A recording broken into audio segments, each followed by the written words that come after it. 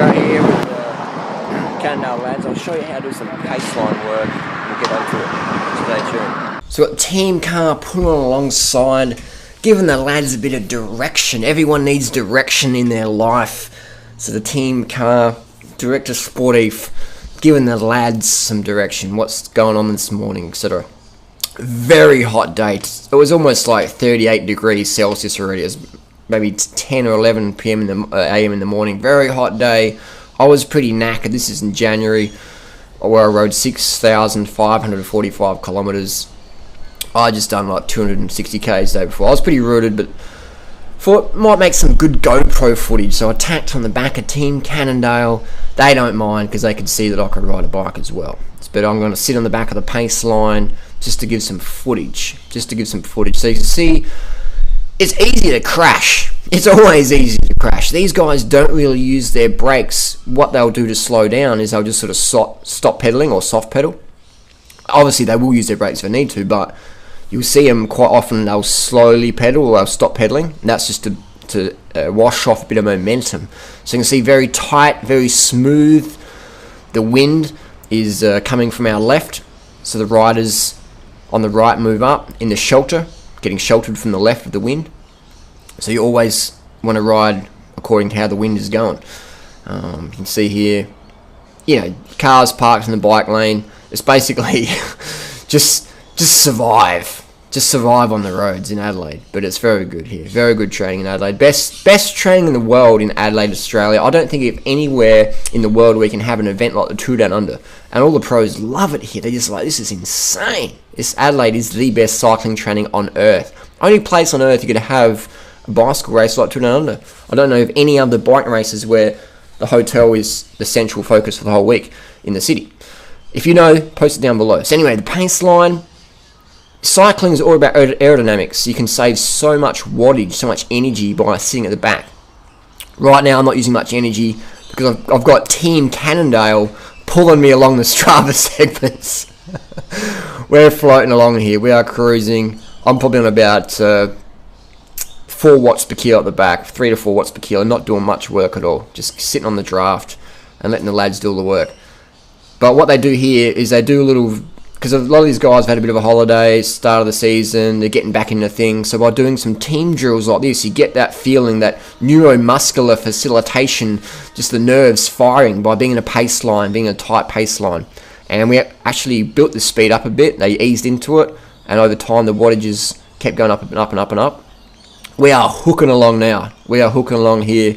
This is near the beach, outer harbour. See the cyclist on your left. Boom. See you later.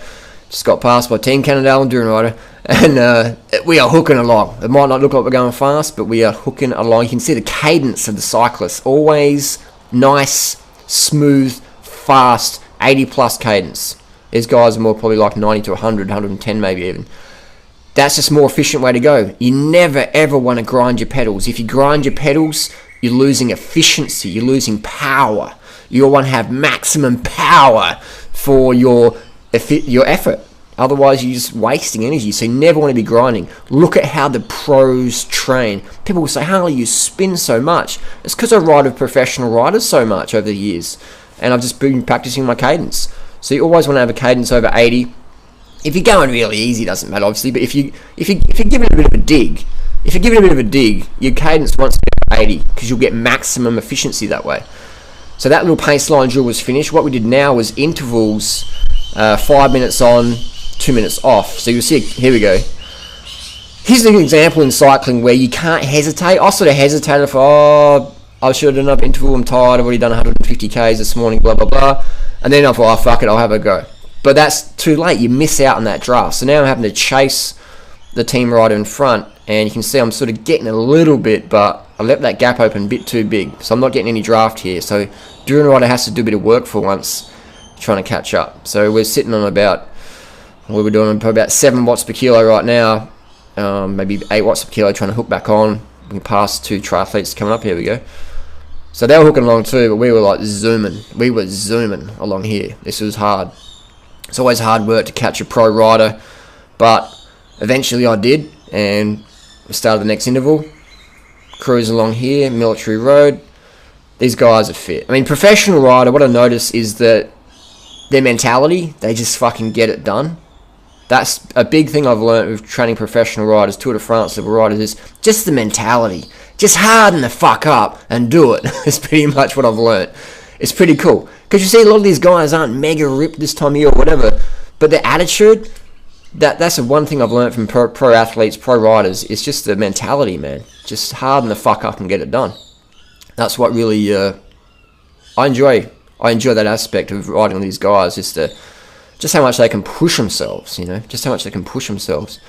So this guy's still doing his interval, saying to the guys, come on lads, what are you doing? Another thing here is motor pacing. This is a skill the riders do to get used to sitting behind the team car at speed. There's a police car there just checking the clearances all right.